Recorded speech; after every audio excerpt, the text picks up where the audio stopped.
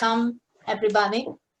Thank you for joining us in this first webinar about intensive care to facilitate organ donation. I want to thank you for joining us and thank our panelists for being here and accepting our challenge. This webinar, as you know, is focused on intensive care to facilitate organ donation due to the survey that we performed from the work stream inside the Learning Transplantation Journal on behalf of the ESOT. We launched a survey within our members, and we realized that there are different topics that we can consider hot topics, and one of these is ICOD. For that, we decided to organize this webinar and invite different panelists around Europe just to understand where we have the concerns, when we have the difficulties, and how different is it applied around Europe. We have identified other hot topics too, and they will be treated more in depth in the LTG that will take place between 15 and 17 November, completely online due to the pandemic situation for COVID. And we invite you to join us in this new event. The webinar will be moderated by my colleague, Giuseppe Feltrin. I will introduce him later as a speaker, and myself. Good evening, everybody. My name is Nuria Masnou. I'm a Spanish intensive care doctor working as a transplant coordinator for the last 15 years. And Giuseppe and I, we are board members of the EDCO.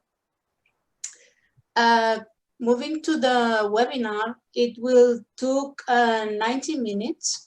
It's divided into sessions and a pro-con debate. And just to do it more interactive, we have some polls inside the presentation, and we ask you to participate and to give us your opinion, just to do it more easy, more smart, and more interactive. After the sessions, we have a Q&A part. It's 15 minutes. And for that, we need again your collaboration. You have in your screen a button with Q&A, and you have to post there your questions. Because the Q&A will be at the end of the session, we ask to post the questions every time you have one, just to try to summarize in different topics and to ask the speakers to give you the proper answer.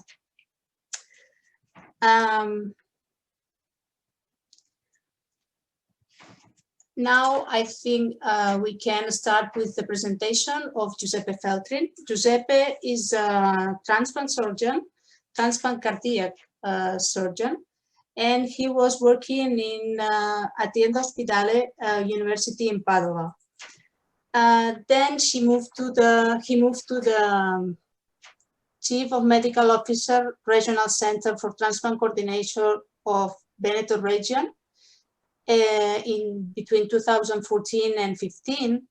And in 2016, he was promoted to the role of Regional Transplant Coordinator of Veneto Region. In 2019, he became member of the EDCO board. He will talk us about donation as a normal part of the end-of-life care pathway. So, Giuseppe, the screen is yours. Thank you, Nuria, and thank you, everybody, for participating to this webinar in which me and Nuria believe a lot. So, I just want to start with this slide.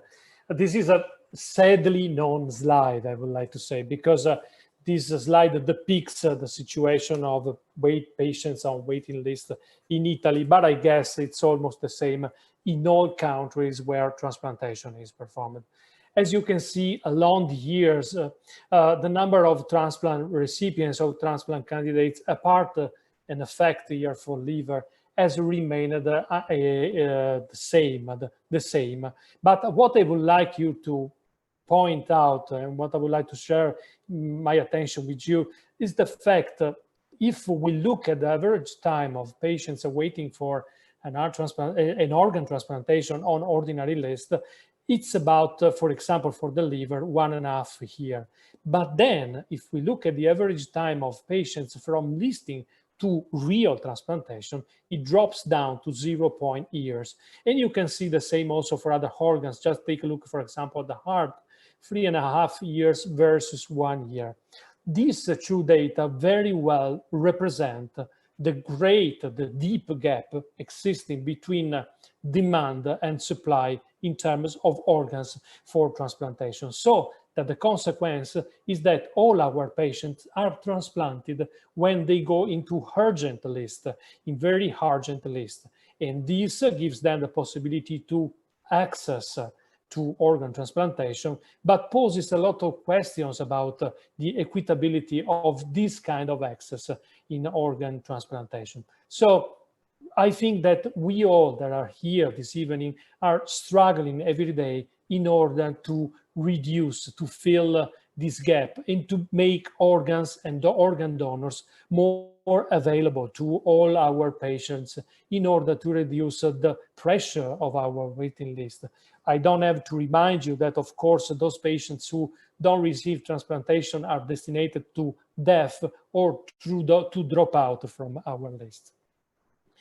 If we look at the numbers of transplantation of organs donation performed in the European scenario, well, you can see that, for example, looking at this data from which is organs or donors procured by PNP of less of 218, well, we can see that we have deep differences between our countries. So we move from our champion, Spain, and then we go also to very low performances in terms of organ procurement.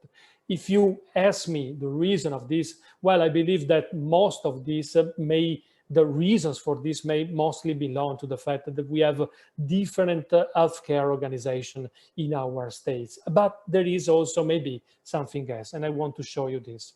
Let's go, for example, to Italy. This is my nation. And as you can see, if we look at the PNP for organ donors, you see that there is a deep gradient from one side, one part of Italy and the other part.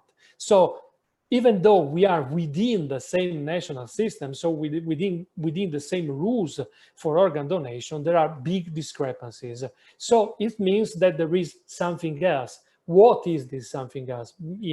For the special case of Italy, it may be also due to the fact that each region has its own autonomy as far as healthcare conditions are concerned. But maybe there is also something else. So let's go ahead. This is a fishbone diagram from the ICOD study performed in 2015. And you can see that if you look at the probability of starting with the DBI patient and reaching to a potential donor, well, there are many factors influencing this trip and the final result. And this factor can be related to people, to attitudes, to availability of resources, availability of processes for the management of organ donation, but also to knowledge, information, to the policy of each hospital and of each department, and also to the priority of each region, department, whatever you want to consider. It's also noticeable the fact that there are some factors which can influence donation, which are strictly related to us as professionals. This is another slide coming from the ICOD study. And as you can see, if we start from the potential number of patients with a devastating brain injury lesion, and then we go through to the patients who really went to organ donation, we have in the first steps, big drops, which are related to the fact that some decisions which are strongly related to our profession may affect this pathway. So we can lose patients because they are intubated or not, because brain death is suspected or not, because brain death tests are performed or not. So as you can see, many factors influencing the final result. But it's quite clear to all of us that if we consider the real clue of organ procurement, we go back to the origin. And the origin is the fact that we have to continuously struggle in order to promote any action which is related to the early and continuous identification and referral of our potential donors. And we, as professionals who are involved in organ transplantation and in organ procurement, should work every day in order to provide a robust donation process to our hospital. This is, in my personal belief, not only a moral, but also a deontological responsibility for us all, even starting from the point that we all know the great pressure of our waiting list to our transplant recipients. If we move further, well, there is an important step which happened in Italy 2 years ago. This is a publication, the Italian guidelines from our intensive care, Italian Intensive Care Society, where they state something which is pretty new, brand new, and which was so important for us to find new strategies in order to address the unmet needs of our waiting list. And the first is that everybody should be offered the possibility to become an organ donor. That donation is beneficial both to recipients, both to donors, because it respects and preserves the donor's right to autodetermination, and also to family. And the other fact that this document said is that family interviews in order to explore organ donation can be performed before brain death is declared, and that it is allowed to admit a patient into the ICU only as a means of organ donation. So this document is introducing a very important paradigm shift. We are all used to consider the donor as a dead person. So we usually think about donation when we are in this area of the natural history of a dying patient. But thinking about donation before death occurs puts us in the new perspective of considering donation as a part of end-of-life care. And as you can see here, end-of-life care is a mix of different factors which are addressed to the patient, to the intensive care programs, to the palliative care programs, but also to the family. And here, in this area, which is end-of-life, we can intercept a very important potential of donation.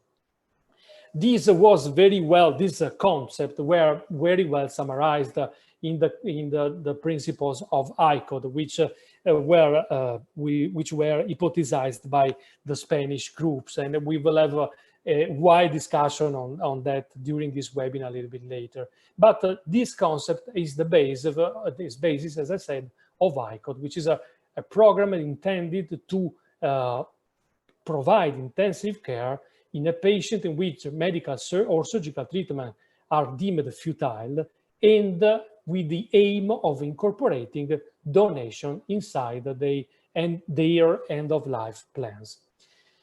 I want to move to our experience, the experience of my region, which is in the northern part of Italy. And you see, less than 1 year ago, a little bit more than 1 year ago, our regional government published the regional decree, which was about DBI patients with a very bad prognosis.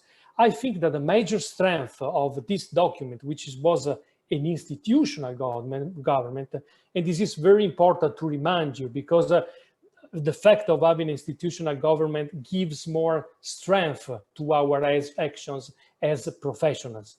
This document was approved by our regional ethics committee, And this decree was integrated and linked with a previous decree in which the regional government talked about DBI patients in the perspective of care. And once again, this decree reiterates the fact that patient care is the priority. So the fact of taking care of our patients is something that no one of us is putting into discussion, even though we are also considering organ donation.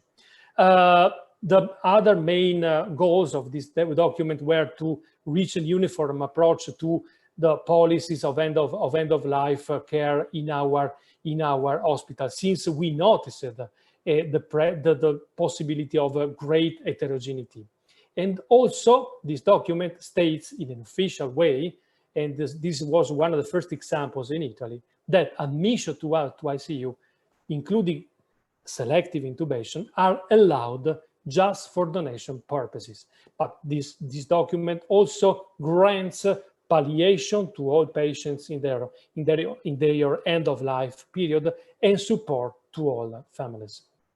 I think that other great innovations that this decree has brought to us is the fact that all hospital managers and all institutions are strongly invited to apply this decree.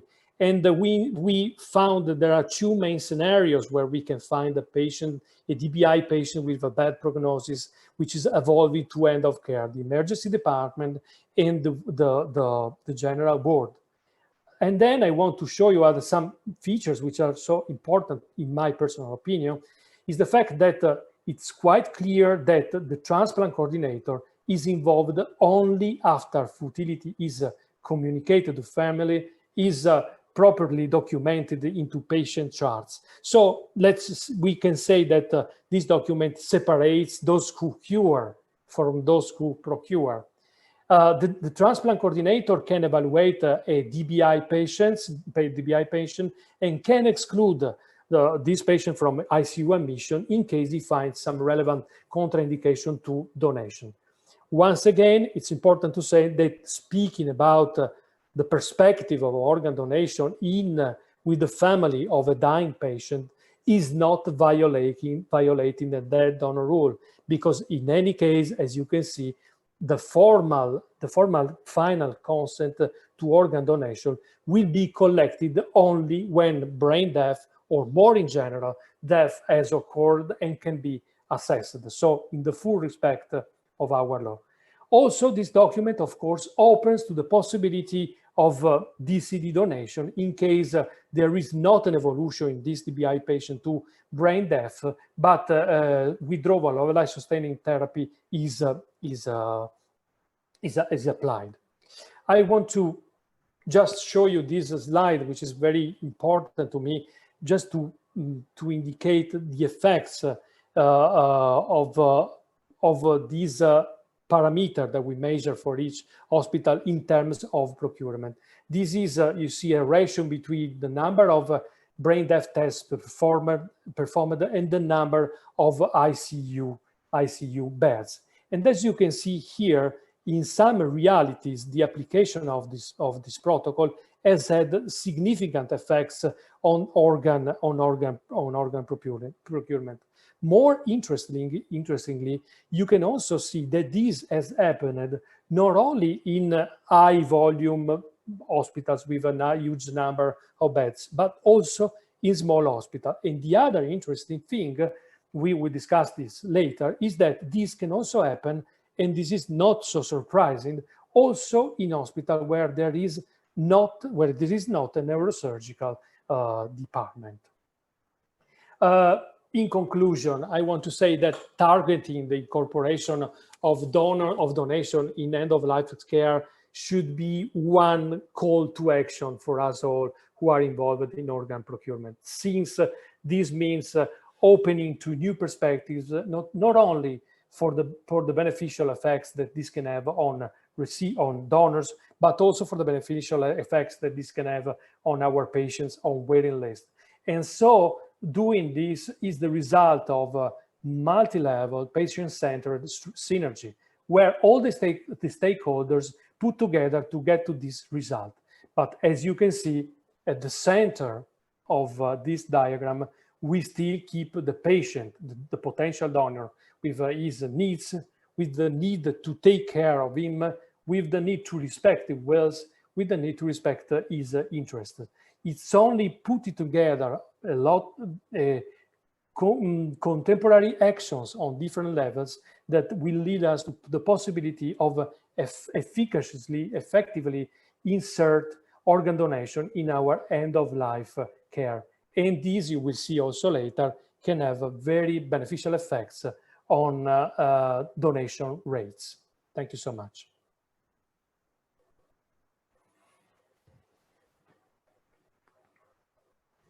Thank you, Giuseppe, for your presentation. We have to move to the next topic. It will be presented by Ian Thomas. Ian was a consultant in intensive care medicine in Southmead Hospital in North Bristol from 2008.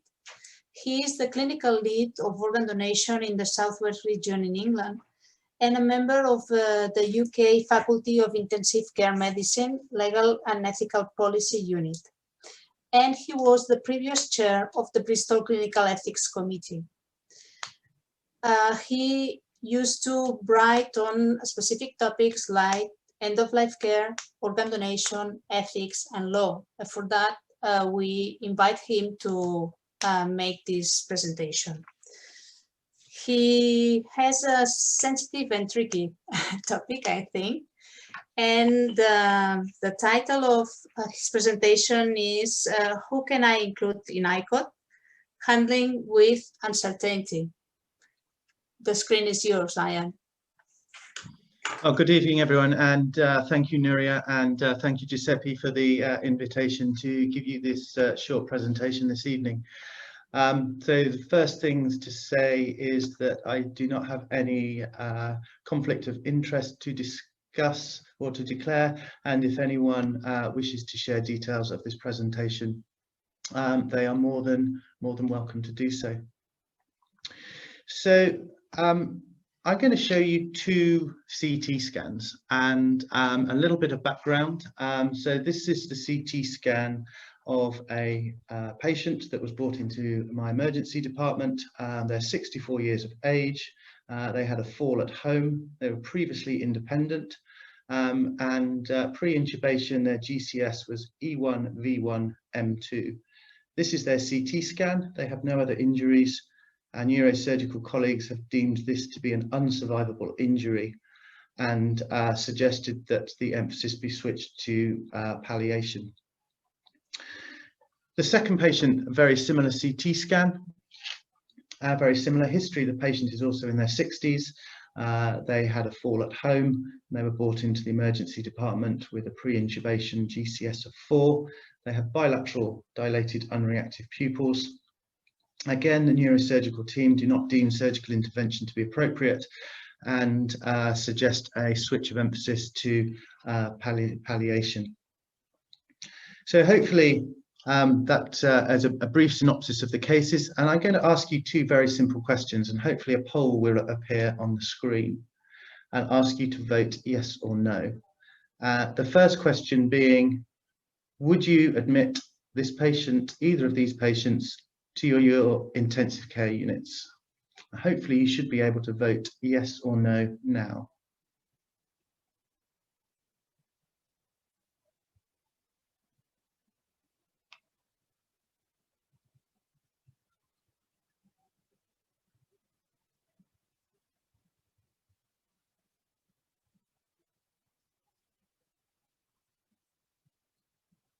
Okay, so strong indication that of those people who voted, they would admit those patients to their intensive care unit. So the second question would be, would you admit these patients to your intensive care unit if they were registered on the organ donor register or had indicated their wishes to become an organ donor in some other way?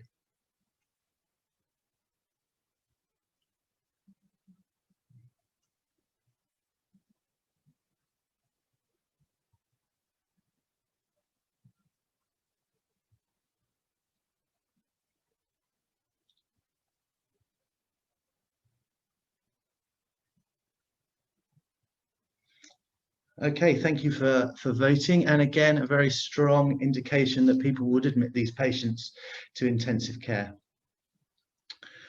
I will tell you what happened to these patients at the end of the presentation.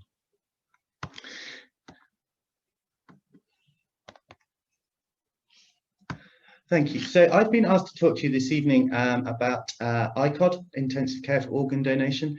And I think it's very important to stress at the outset here that I'm going to be giving you the perspective from the United Kingdom. As you'll see through the evening, there are very broad differences in practice across Europe and between countries. So what I'm talking about, we'll be talking about, is the current position in the United Kingdom. And ICOD really in the United Kingdom has also been described, and may have been described elsewhere, as elective ventilation. And it's not a new concept. A group of colleagues just down the road in the southwest of England here published this paper in 1990 in the Lancet, whereby they introduced what many people have since described as the Exeter protocol, in which they identified patients who'd had devastating brain injuries in a ward environment, and at what they judged to be the patient taking their terminal breath, the patient was intubated and transferred to the intensive care unit for the purposes of organ donation. And over 18 months or so, they had 8 successful patients who became organ donors, resulting in 19 organ transplants. However, in 1994, the UK government and the Department of Health looked at this practice and decided that it was potentially unlawful. And as a result of that, the practice was stopped.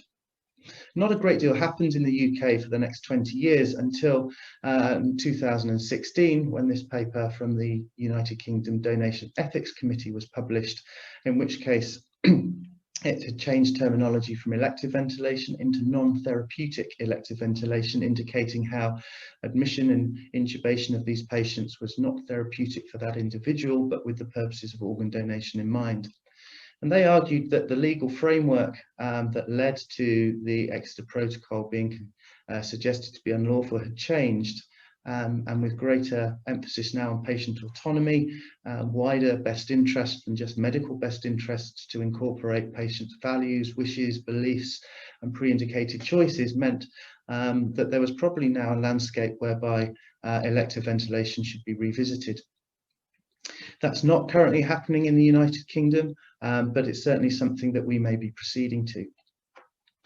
However, around that time, as I'm sure many of you are aware, this paper was published in Neurocritical Care, looking at making recommendations for the management of patients with a so-called devastating brain injury, or DBI.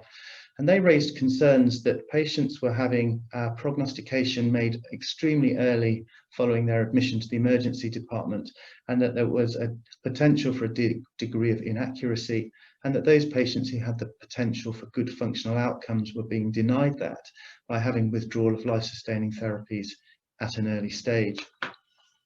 And one of the conclusions was that the recommendation that to determine prognosis required repeated examinations over time to establish greater confidence and accuracy.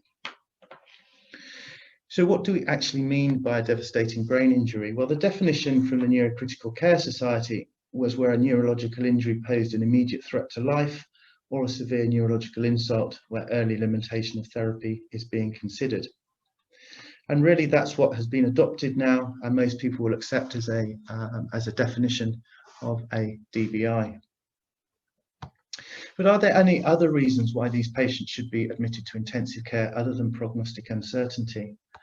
Well, I would suggest that we are able, as a position within the critical care community, to deliver better end-of-life care to patients, not only for them, but also for their relatives. It allows time for relatives to visit the patients, maybe they have great distances to travel, and it allows time where that prognosis is as poor as first thought, for relatives to take time to begin that transition from hope of functional recovery to the beginnings of the bereavement process. And how we handle that has a profound impact on the relatives' well-being as they move through the grief cycle. It's also important to remember how busy our colleagues are in the emergency department. And by offering a pathway out, it frees up valuable capacity within the emergency department, and also allows our skilled staff in the intensive care unit to deliver that end-of-life care where appropriate. And finally, but importantly, it allows us to explore and maximise that unfilled organ and tissue donation. Now, whilst organ and tissue donation can and does happen from within emergency departments, it really is now much more an intensive care-based intervention. So are there any other areas in medicine that are comparable in terms of neuroprognostication? Well, I think most people now would accept that admission of patients following out of hospital cardiac arrest to intensive care for prognostication is without question. The guidance from our colleagues in the European Resuscitation Council and the American Heart Association are very clear in that patients are admitted, and this is the flowchart in those publications, for initially targeted temperature management. But once you move into the prognostic stage, then there's multimodal prognostic tools available for us involving clinical examination, radiology such as CT or MRI, biochemistry such as neuron-specific enolase levels, and electrophysiology such as SSEPs and EEGs. And really what I want to draw your attention to though is the recommendation of the time period that this process is taken over. We're not talking about prognostication in those earliest short hours following admission to hospital. It's a process that takes days.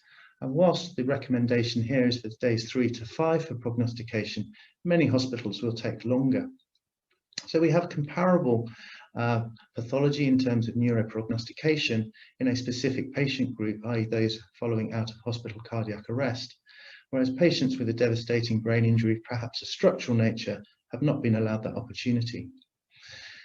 So for all these reasons, my colleague Alex Monara and I published this paper in the UK in 2016, arguing that we should revisit how we deal with these patients in the emergency department, and that early withdrawal of life-sustaining therapy, and by which we generally mean extubation and transfer to a medical ward for palliation, is a practice that should be stopped, and all these patients should be admitted to intensive care.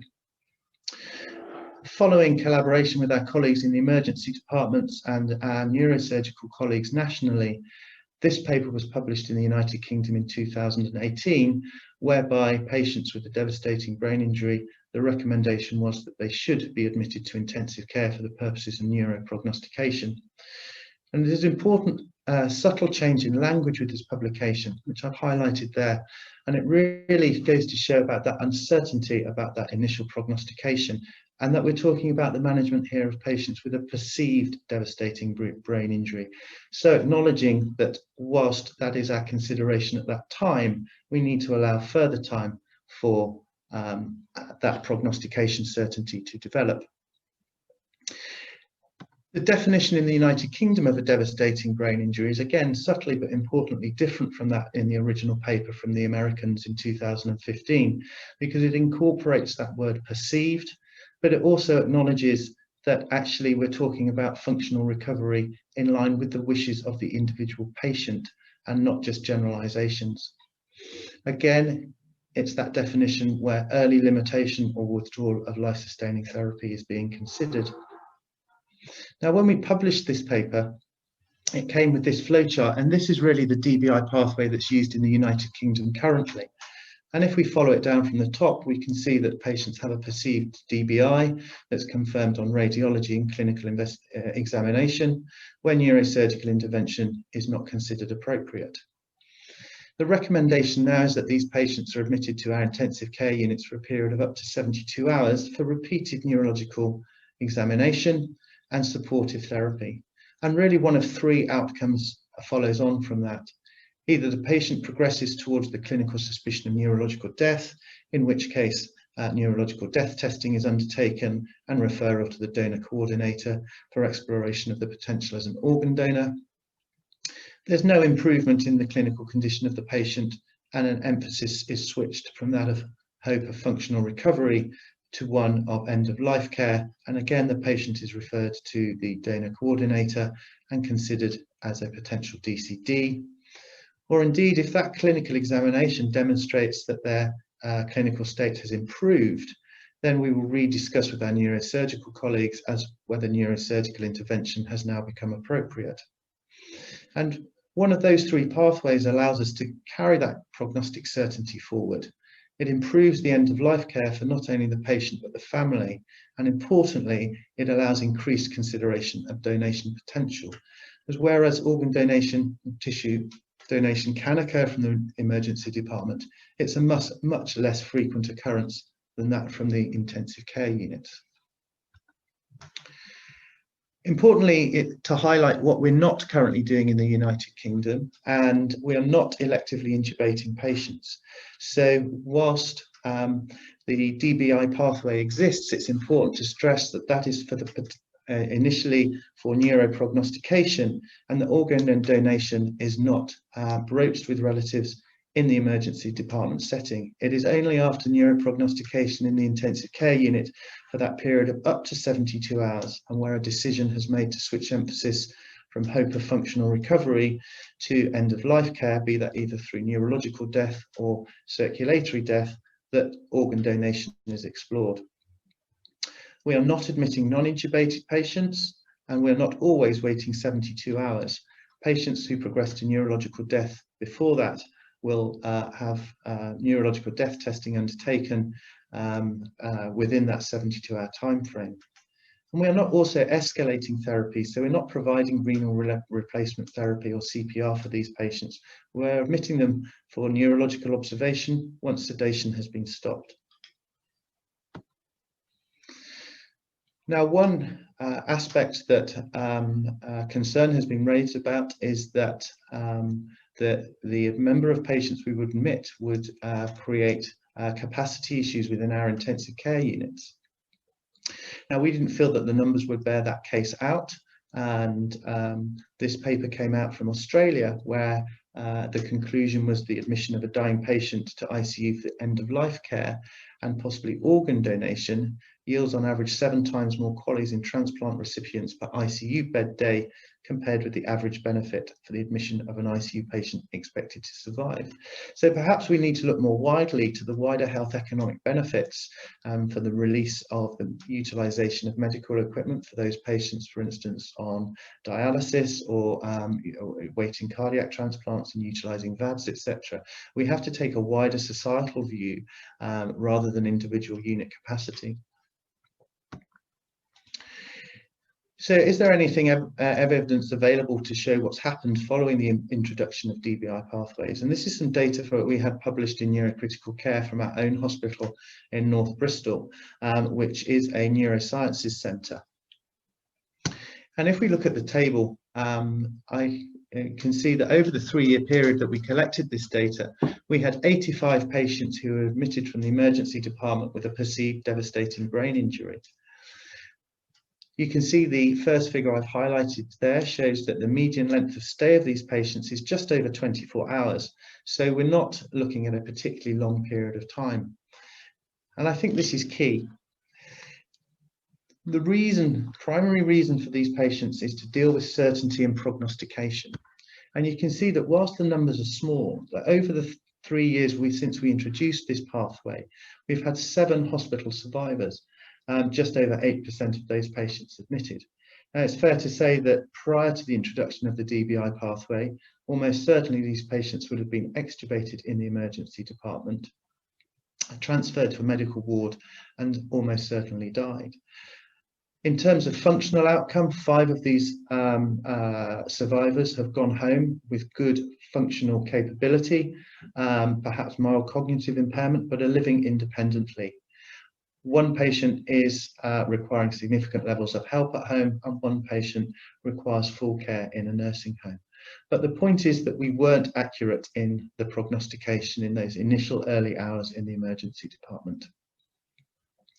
Of the other patients, all of whom died, compared to the other patients, the 6,500 patients we admitted for other reasons during that 3-year period, we can see that 1/3 of those patients admitted with a DBI progressed to neurological death or brainstem death.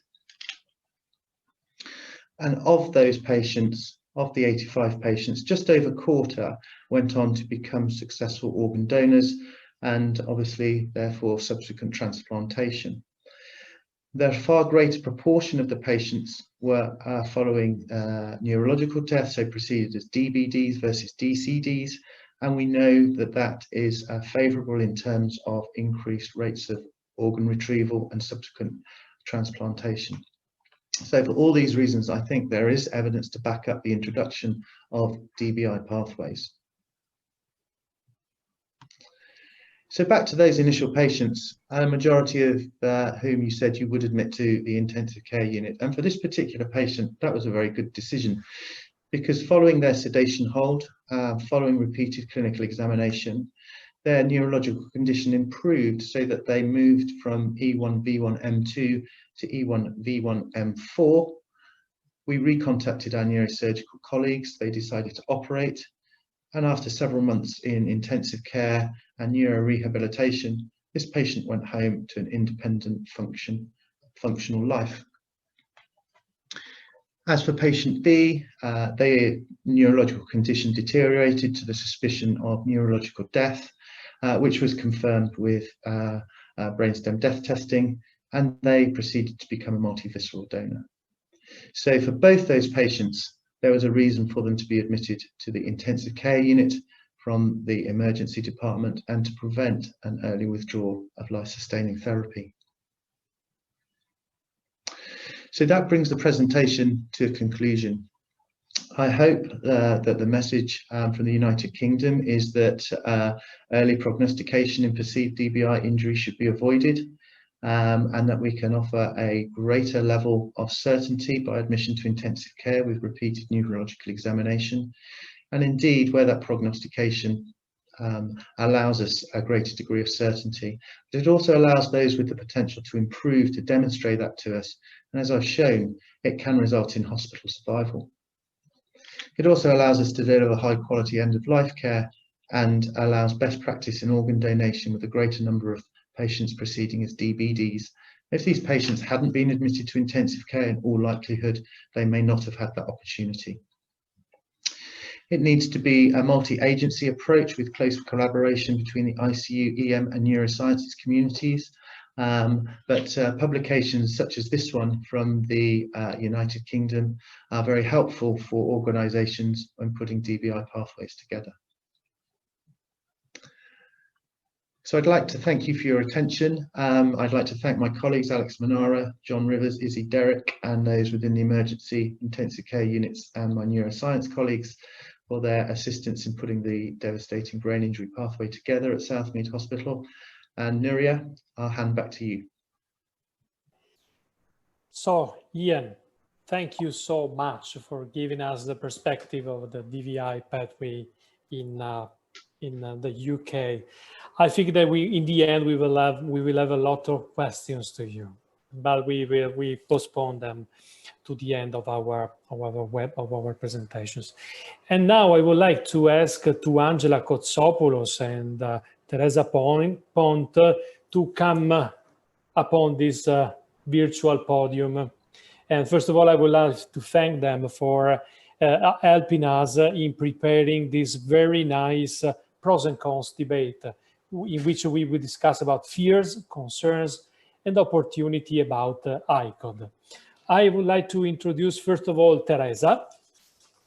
And Teresa is an intensive care doctor and donation and transplantation coordinator of 30 years standing in Vall d'Hebron Hospital in Barcelona, Spain. She holds a PhD and has both clinical and organizational expertise in the field of donation transplantation. She has a master's degree in bioethics from Barcelona University and a master in quality and health management. And then let me introduce also Angela Kotsopoulos. Angela works as an internist intensivist at the Elizabeth D. Steden Hospital in Tilburg, in the Netherlands. In 2013, she became a donation intensivist and was responsible for the implementation of the master plan on organ donation, launched by the Ministry of Health, aiming to fight the shortage of post-mortem organ donors and the introduction of the ICOD protocol in her hospital network. So, Teresa, Angela, the virtual podium is yours, and thank you. Good evening, everybody. Thank you for joining this webinar. The presentation with Teresa, as I said before, we made the reflection that instead of a pro-con debate, perhaps we could better address the different fears, concerns, and opportunities that this topic has to offer. We want to declare that we have no conflict of interest, and you're welcome to share responsibly on social media. So, in the next 25 minutes, we first present a case. Then we will provide the definition of ICOD. We continue by addressing the important bottlenecks in the organ donation process and its interaction with ICOD. We then discuss the concerns and benefits of ICOD, and we conclude with our recommendation and conclusions. First of all, we would like to ask you some general questions about the donation process for your reflection.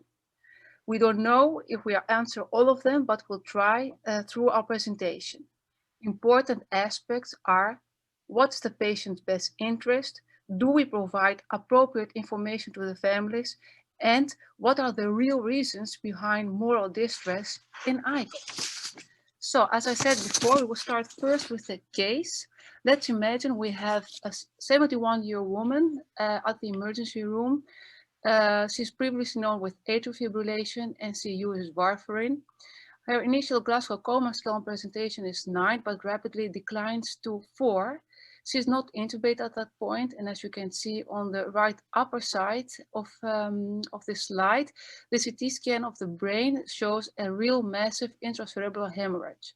The neurosurgeon is consulted and does not consider surgery due to the extent of the bleeding, and he expects a very poor prognosis.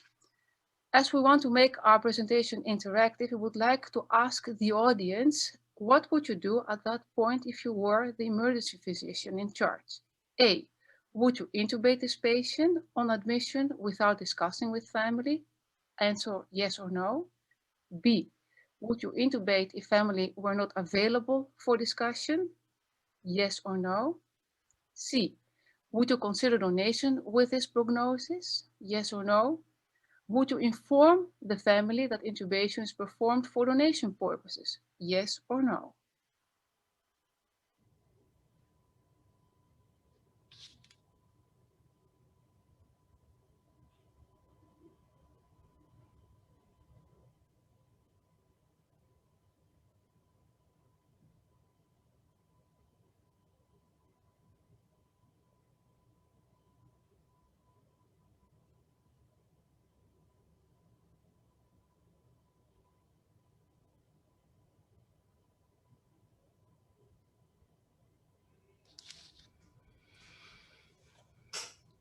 So there are some interesting results. Teresa, would you want to comment on this? Yes, there are different scenarios in this case, and of course, each one has argument or justification.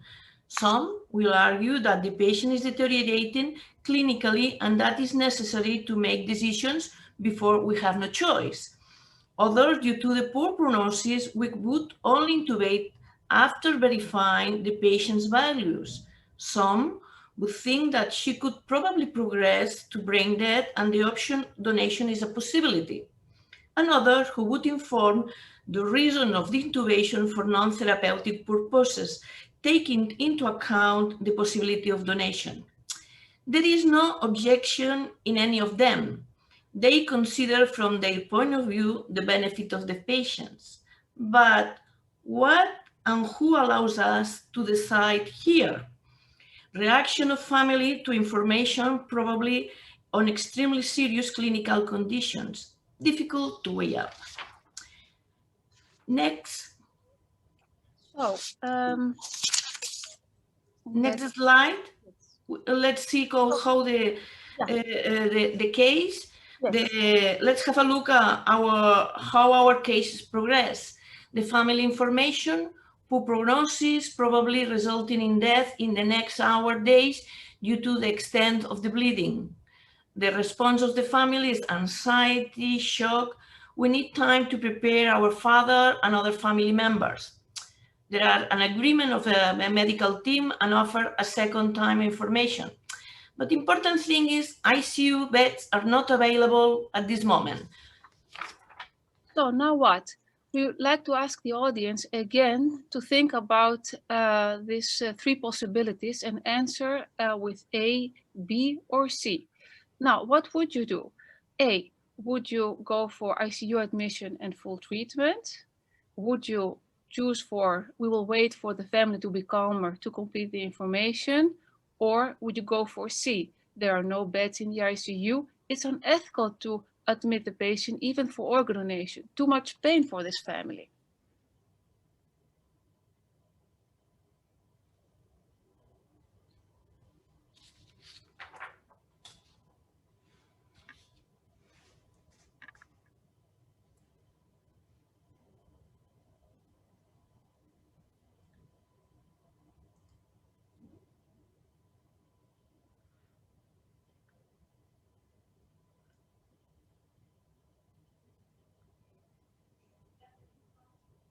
So that's very interesting. So about half will go for the admission and the full treatment, and the other half would wait. But nobody would go for no admission to the ICU. So let's continue with our presentation. What are the real bottlenecks in organ donation? Wait.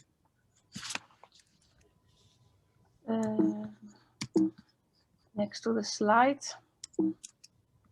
Okay. So, as you all probably know, the decline in the pool of DBDs is challenging. Countries should be therefore self-sufficient, but the decline is expected to continue in DBD donors, and DCD is not implemented yet in many countries. It's hence imperative to conceive new ways of increasing organ availability. Patients with a devastating brain injury frequently die following the decision to withdraw life-sustaining therapy. Intensive care to facilitate donation may help to increase the organ pool. What's the definition of ICOD?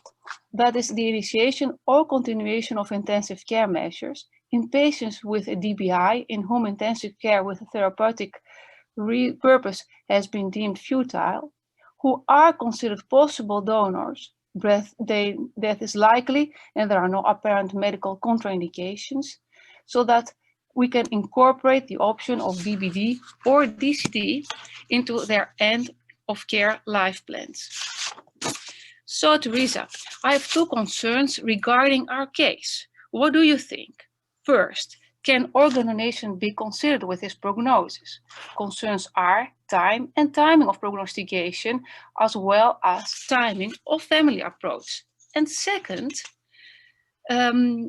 what about the previous known wishes of the patients?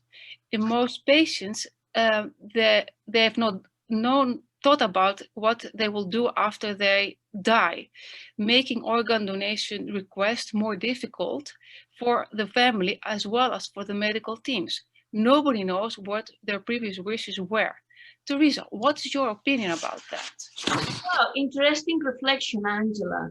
To start talking, we focus on two things. People have the right to decide.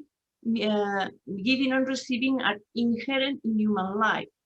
Nobody can survive without others. So, from the viewpoint of civic ethics, it is better to give than not to give. But while donation is good, it cannot be mandatory. Why?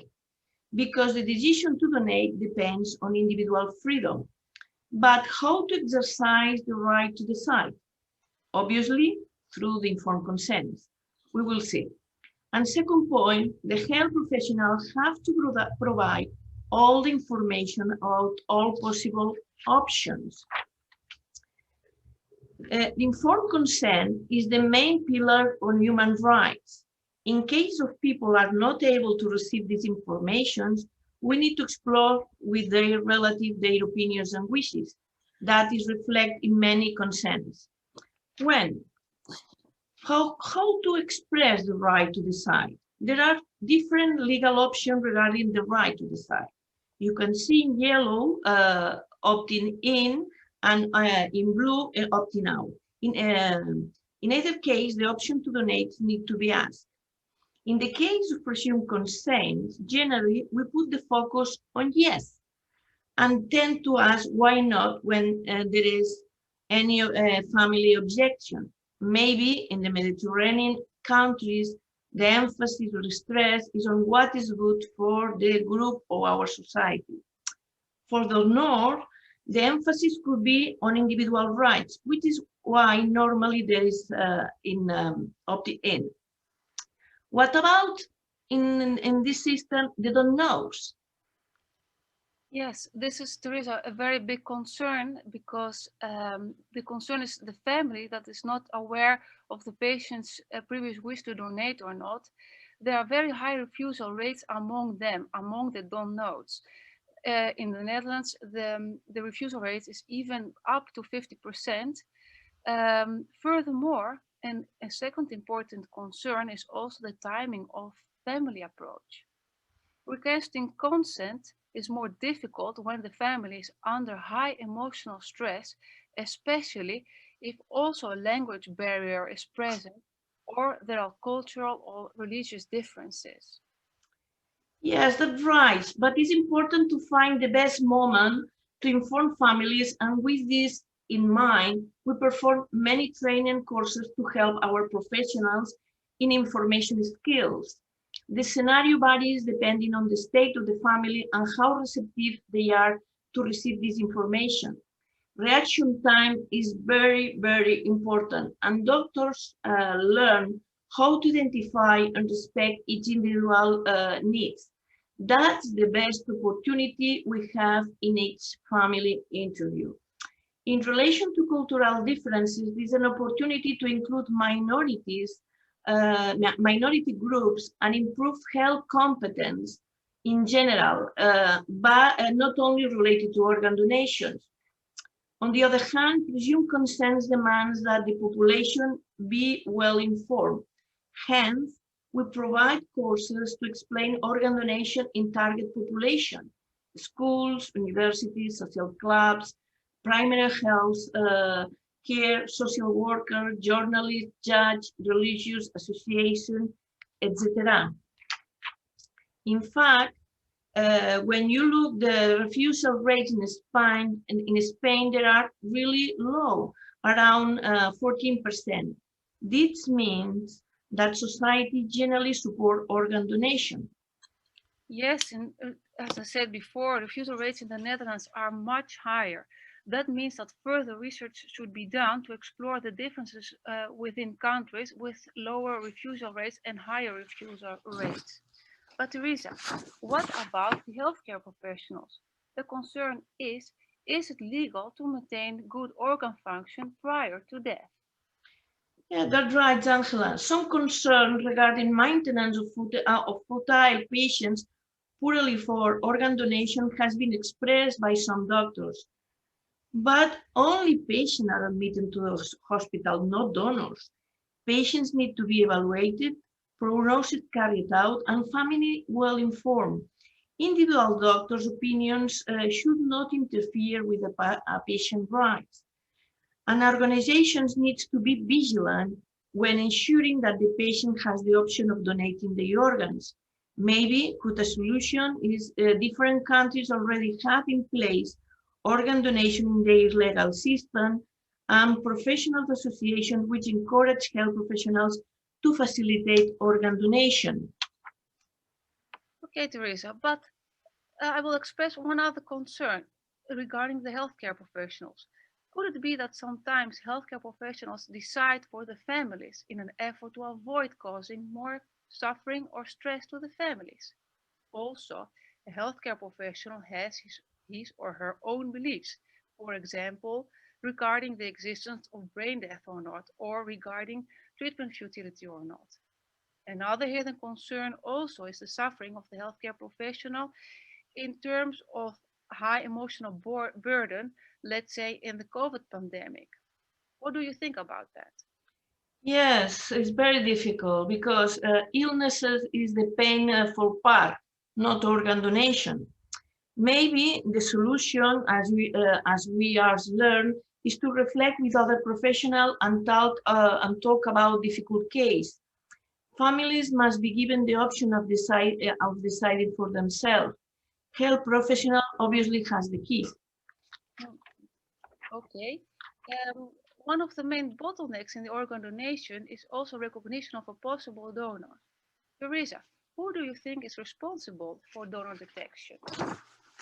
Obviously, the patient has a multidisciplinary approach, and all of them has the responsibility. And donor detection is a shared responsibility in the hospital, not only for the transplant coordinator. However, the hospital reality is real different. There are still many losses due to non-detection, not only in the neurology department, but also in the ER and even in the ICU. And sometimes we miss opportunities as we don't think about donation options. My concern is also non-admittance in the ICU and the timing and place of end-of-life initiation. What do you think, Teresa? Yes, you are right. There are many differences between countries and end-of-life approach in devastating brain injury. As you can observe in dark blue, full active treatment in difference by country. In purple, admitted to incorporate organ donation in end-of-life care. And in sky blue, at the end, patients not admitted to ICU. Opportunities for every country would be to assess end-of-life care provided and how discussions with the families are done in neurocritical patients. In some countries such as Spain, Netherlands, Portugal, France, Italy, etc., ICOD is incorporate an end-of-life care. That's clear. But when is the right moment to start thinking about donation? When we are faced with a suspected brain death patient, after brain death declaration, faced by a devastating brain injury involving poor clinical outcome, or after the family interview. What could be a possible pathway in patients with DBI, and what are the consequences? For donor detection in patients with DBI, a critical pathway was recently published. The follow-up starts when a patient has a DBI. Some people worry about the ethical position, presuming that the patient passes to a secondary position and the important thing are the organs. However, this pathway is purely observational. Doctors are responsible for the procedure. The procedure should be well known and transparent. In fact, this pathway can be different within countries. Teresa, how many patients with DBI could have been a possible donor? Are there data about that? Yes, let's look in the next slide, in this slide, at the non-admitted patient to ICU. When we review the ICOD data, 44% of them didn't have any medical contraindication. These patients could have been given the opportunity to donate. Clearly, all hospitals need to focus on this.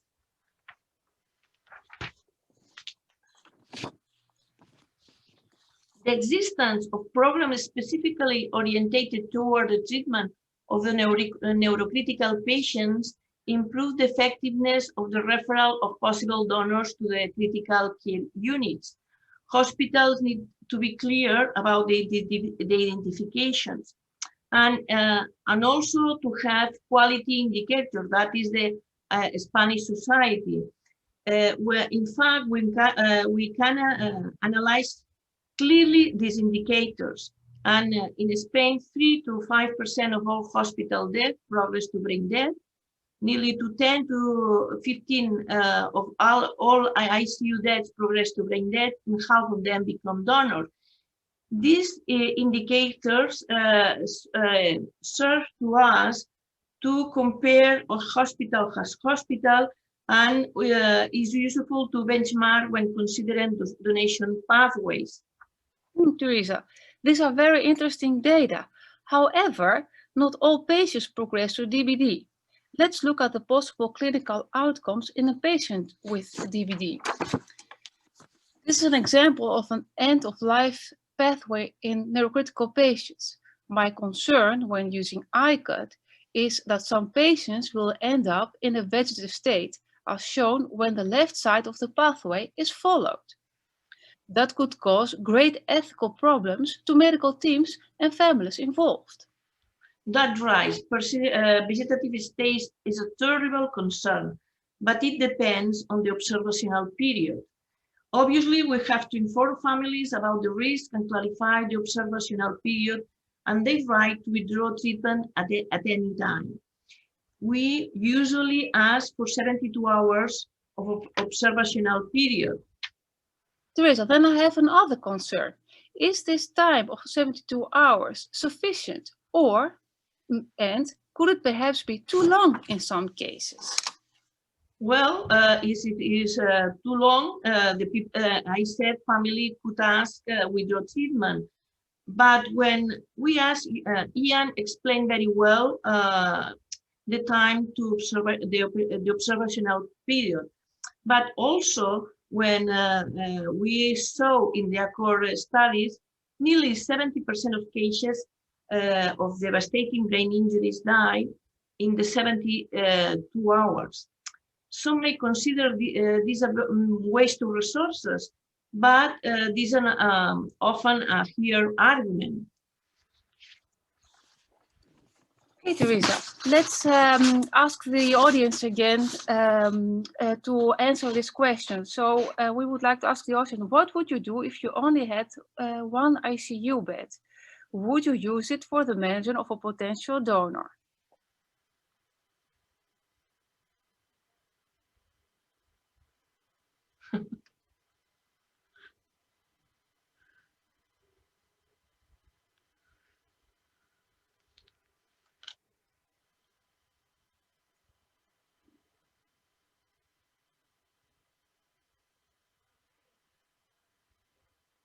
Oh, wow, that's very interesting. Okay, great. Well, let's go to the next slide, but it's a little bit stuck. Yes. Well, when asked about this opinion about the doctors after training courses, the doctors improving attitudes towards organ donation, and the majority, obviously 100% is difficult, use the same resources and efforts as for any other patients.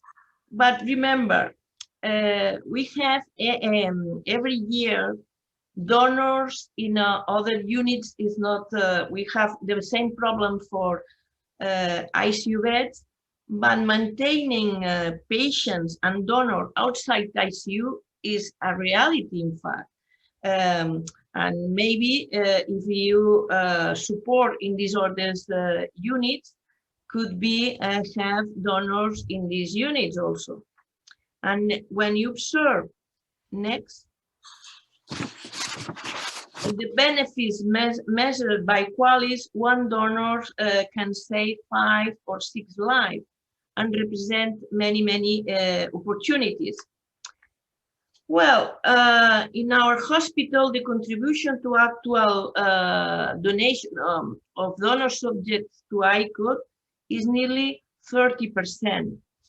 And when, you can see in this slide, there are no difference in number of organs obtained in ICOD or non-ICOD.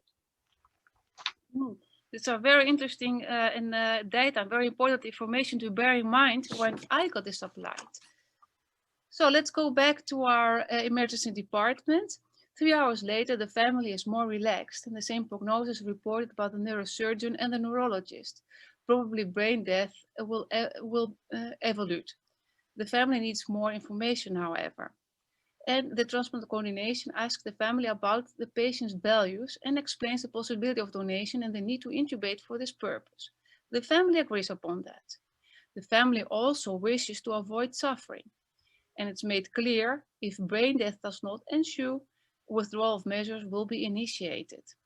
So, Teresa, this could be possible, a possible example of how ICOD can be incorporated in end-of-life care. Yes, that is a typical case. I want to summarize the pathway. In case of devastating brain injury, the first step is evaluation and prognosis by treating team. Once futility of treatment was established and treatment withdrawal was being decided and communicated to the family by the attending physician, the transplant coordinator will evaluate the donation possibilities, medical suitability, and likelihood to progression to brain death. If there are any doubts about prognosis, the transplant coordinator only observes and does not intervene. In case there is potential for donation, the family is asked about the patient's values, wishes, and explore the organ donation possibility. The important thing is to clarify we are discussing probabilities, not certainties. We ask for 72 hours observational period in order to evaluate medical contraindication, confirm the initial prognosis, and give time, more important, to assimilate the situation. Family could ask for treatment withdrawal at any moment in the process. If brain death is not ensued, DCD might be considered. One of the most important things, I think, Teresa, is to remember at any time is that palliative care must always be initiated to provide comfort, irrespective of being a donor or not. On the other hand, a concern could be that the palliative sedation might accelerate death. Yes, but what it means to hasten death? This question arises in all cases of patients with devastating neurological damage, or only in those who are potential organ donors? Are you using the same standard for both type of patients? This issue should be discussed before the particular situation arises. There are several international recommendations on the management on end-of-life care that should be tailored to the particular human and organizational characteristics of each center. In our center, there is a protocol of end-of-life care that includes ICOD, terminal extubation, and agonal sedation that has been agreed by all departments involved in these issues: pediatric intensive care, trauma intensive care, general intensive care, neurologists, etc. Remember that end-of-life care, including vital support adequacy, is the responsibility of the treating doctor. Transplant coordinator does not intervene in this situation. True, Teresa, a protocol provides transparency. Okay, in summary, we talked a lot about that. In summary, one could say that end-of-life practices that facilitate donation are ethically justifiable. Donation is a social responsibility and a civil right, the principle of autonomy. Also beneficence. Donation should be considered as an option in end-of-life care. And finally, justifiable, because a donor leading to 6 organs for transplantation provides 55.8 years of life. Our take-home message is, people have the right to decide on what to do with their body upon their death. And healthcare professionals have the ethical and the ontological obligation to facilitate donation in every patient who has clearly stated wish to do so. So, donation should be included as a routine part of life care of our patients. Thank you so much.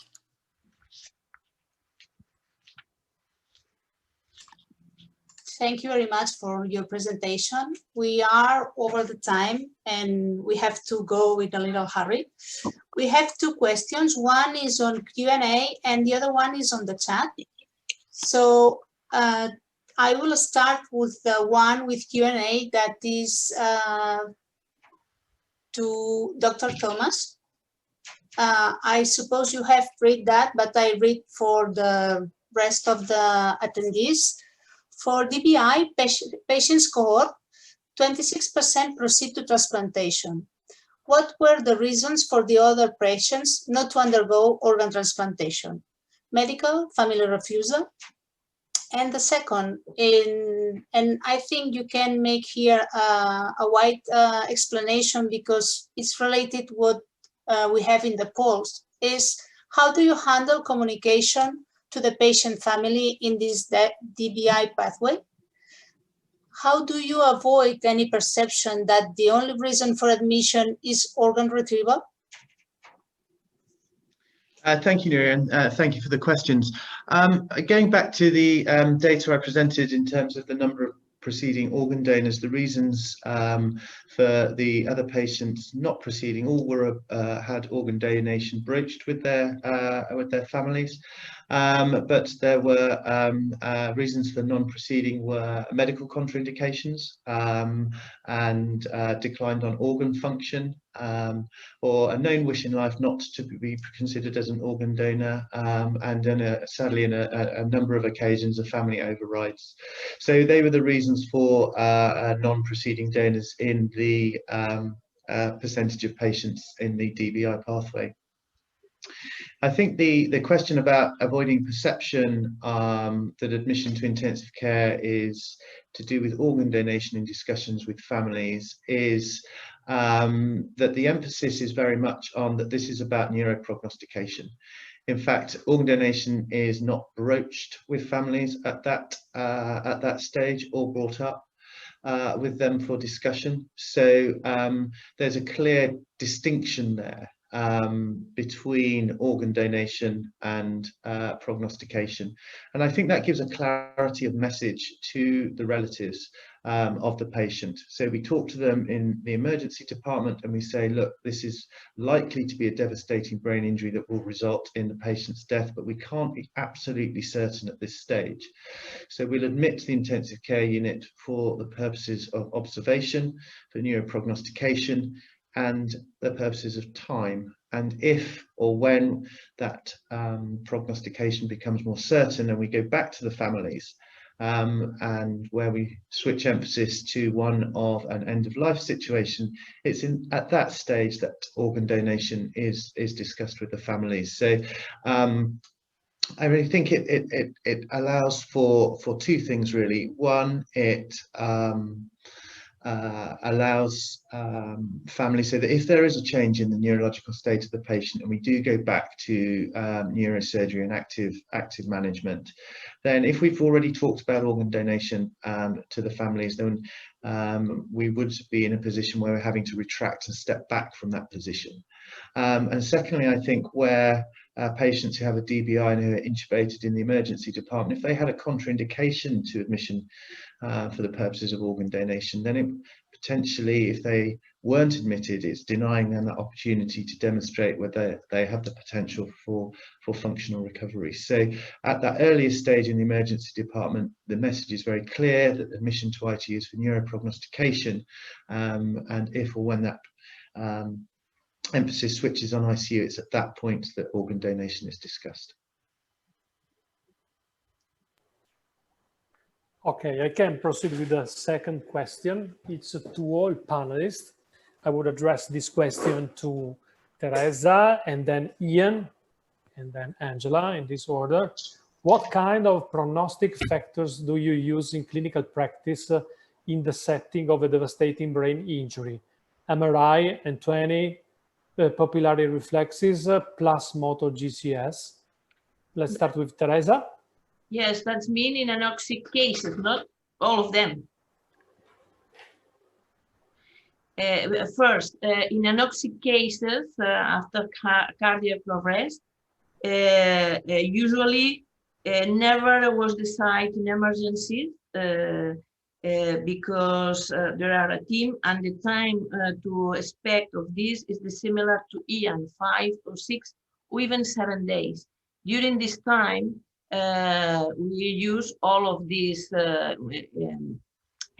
abolition of N20, popular reflex, etc., and also electro EEG and evocate potentials.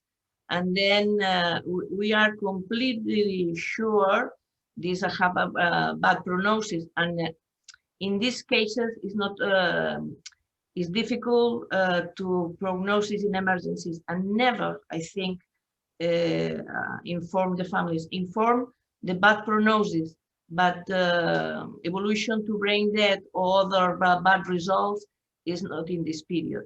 Hemorrhage is more clear, and when there are brain hematome more than 90 centimeters or a quarter of hemisphere deviation, middle line, etc. And the prognosis is performed by the specialist. If as a senior doctor we discuss and consented the information to the family, and if there are any doubt, we explain all the probabilities, and the family was informed. Probably we are in the scenario of end of life care, but we express all the doubts we have. Thank you, Teresa. Same question for you, Ian. Yes, I would agree with Teresa, as presented during the during my talk. Then the flowchart and prognostic tools for patients who've had an anoxic injury following out of hospital cardiac arrest are very clear, and it is multimodal, involving radiology, clinical examination, biochemistry, and electrophysiology. In the case of patients with DBI, the prognostication tool is basically clinical.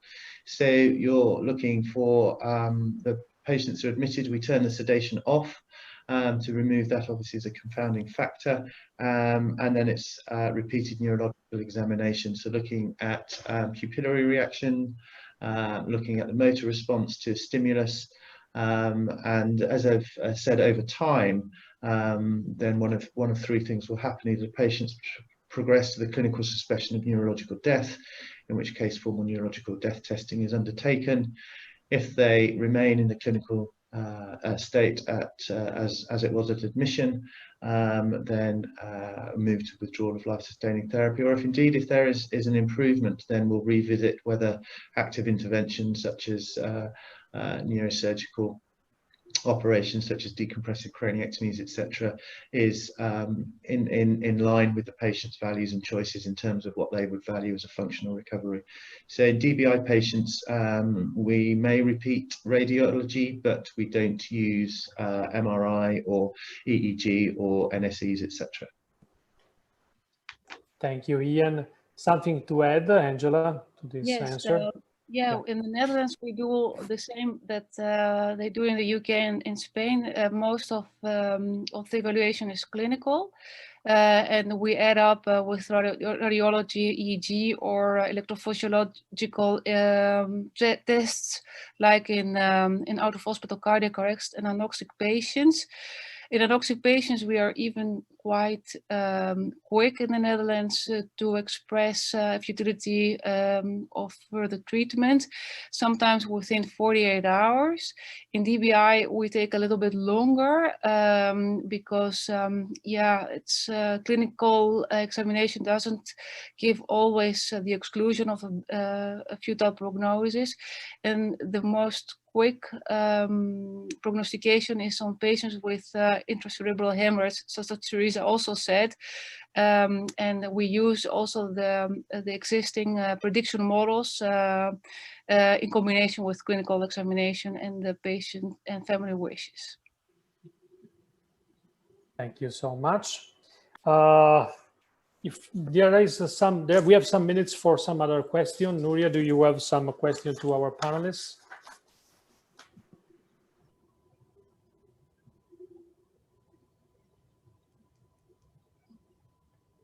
Nuria, the mic. Nuria, the mic. Thank you. Yes, I understand that we need other colleagues to put in place DBI pathways or ICOD in Spain or in Netherlands. How is your perception about the people who is involved in emergency department, for example? Because in the case of Ian, you said that they are more familiar with withdrawing life-sustaining treatment in emergency if it's needed, and now you are asking them to admit these patients for prognostication.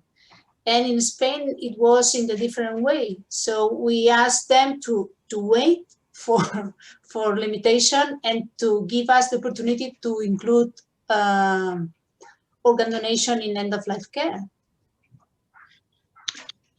We found when we started talking to our colleagues in the emergency department that they were very supportive of the pathway. They could see how establishing a DBI pathway would, first of all, allow for better patient-centered care to be delivered, and that high-quality end-of-life care in a busy emergency department that may lack time, privacy for the patients, where relatives may have substantial distances to travel, that actually they were very grateful to us to offer them a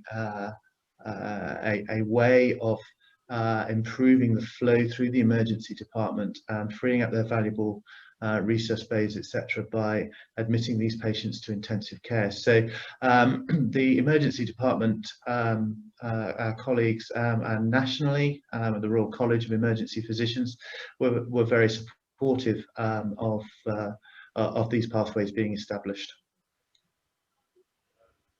Teresa?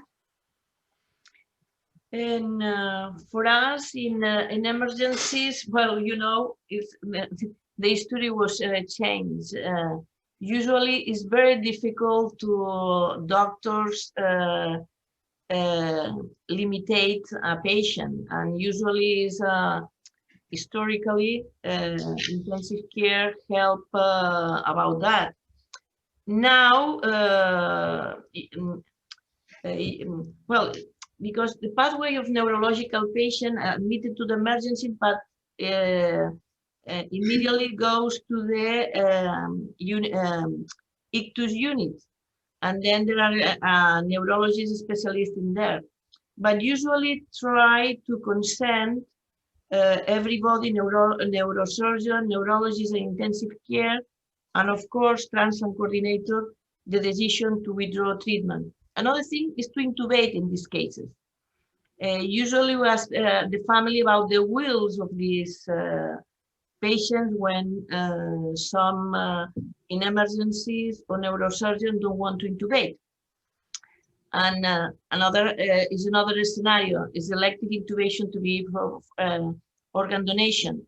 But we explain all the teams the possibilities, and more important thing is to perform before to inform the families about organ donation, the fears and concerns of the the team that treated this patient, because sometimes we discuss what is the fears and concerns, not to translate the families the problems we need to discuss before. Nuria, can I put a very quick question, just yes or no, to be very provocative to you, Teresa and Angela, just yes or no. First, you showed us a poll in which you said if you had only one bed, would you dedicate to the bed to the potential donor? But I want to be a little bit more provocative and to add something else.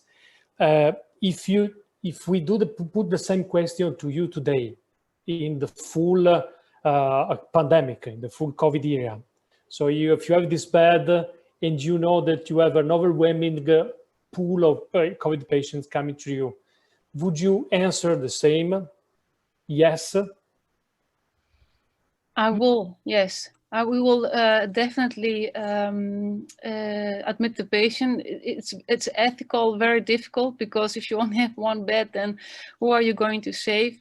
But as Teresa also showed, if a donor, especially DBD donor, organs can be procured, then you have a lot of benefit in equalis. So, okay.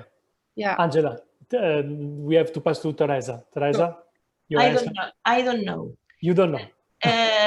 Because we are in this situation, and probably I try to find the resources, because to maintain organ donor, is a lot of work, but it's possible to maintain in ICU, in ICTUS unit, in emergency, in the recovery, etc.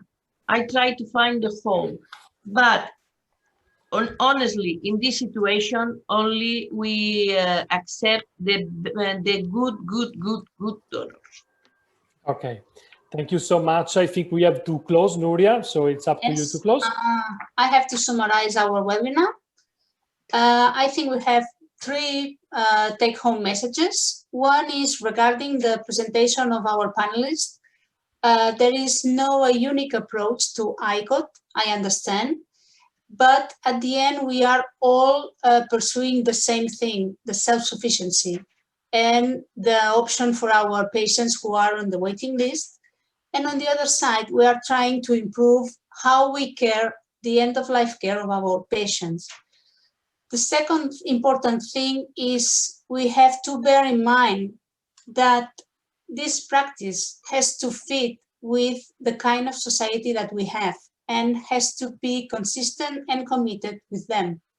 If we don't have the society in our back, it's impossible to pursue ICOD.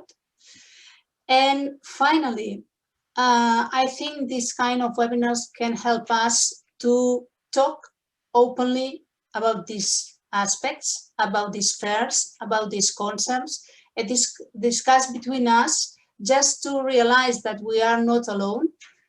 When we start with this process, we all have concerns, and step by step, we clarify our position and understand what they are asking to us.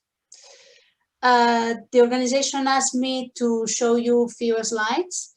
You can ask in this email address if you have, or you can send if you have any suggestion to change the way we work, the topics we have used.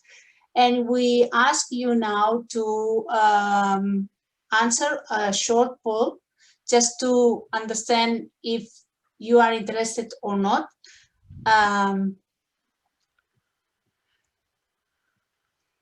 Some of you have disappeared now from the screen, but there is many people who is still there.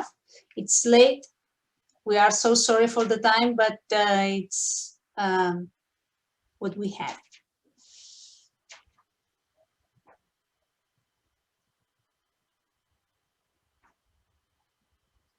So I think we have good results.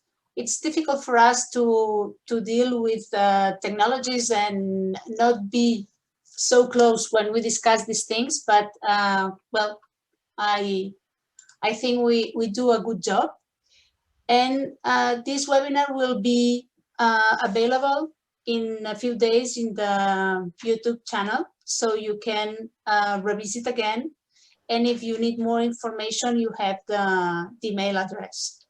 And finally, the last thing is we are continuing with these hot topics that we decide in summer from your opinions. And we invite you to register in the TLJ next November. We wait there. And finally, this is a great picture. We thank the panelists for being there because this only 19 minutes suppose a hard effort of all of us. We were trying to do our best, and we hope that you have a good time with us. Thank you very much, and see you soon. Thank you.